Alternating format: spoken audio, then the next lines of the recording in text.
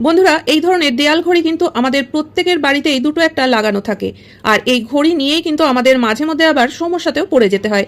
তার কারণ দেখবে, ঘড়ি নতুন হোক কিংবা পুরনো, অনেক সময় কিন্তু দেখা যায় যে চলতে চলতে ঘড়ি বন্ধ হয়ে গেছে।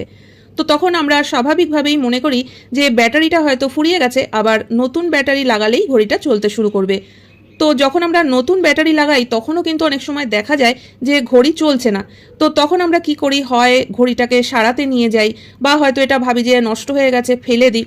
তো বন্ধুরা, ঘড়ি সারাতে নিয়ে যাওয়ার আগে বা নষ্ট হয়ে গেছে মনে করে ফেলে দেওয়ার আগে কিন্তু একটা কাজ তোমরা করতে পারো। তো বন্ধুরা দেখো, ঘড়ির মধ্যে এই যে যেখানে ব্যাটারিটা লাগানো থাকে, প্লাস মাইনাসের যে জায়গা দুটো, এখানে কিন্তু অনেক সময় ব্যাটারির কার্বন জমে গিয়ে ঠিকমতো কানেকশনটা পায় না, আর যে কারণেই কিন্তু নতুন ব্যাটারি লাগানোর পরেও ঘড়ি চলে না।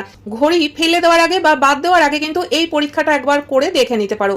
তো দেখো, এখানে আমি পেন্সিল নিয়ে নিয়েছি। পেন্সিল তো আমাদের সবার ঘরেই থাকে। তো এরকম একটা পেন্সিল নিয়ে প্লাস মাইনাসের এই যে জায়গাটা যেখানে আমরা ব্যাটারিটা লাগাই, তো এই জায়গাটায় কিন্তু এই পেন্সিলের শীষটা দিয়ে একটু ভালো করে দুটো পাশ ঘষে দিতে হবে।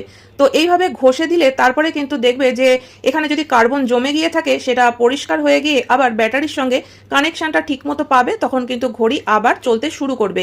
তো এরপরেও যদি ঘড়ি না চলতে শুরু করে, তারপরে তোমরা অবশ্যই দোকানে নিয়ে গিয়ে সারাই করে আনতে পারো। তবে দোকানে নিয়ে যাওয়ার আগে একবার ঘরোয়াভাবে কিন্তু তোমরা একটু চেষ্টা করে দেখে নিতে পারো। তো দেখো, ভালো করে পেন্সিল দিয়ে ঘষে নিয়ে আমি ব্যাটারিটাকে লাগিয়ে দিলাম, আর এবার কিন্তু ঘড়ি চলতে শুরু করেছে।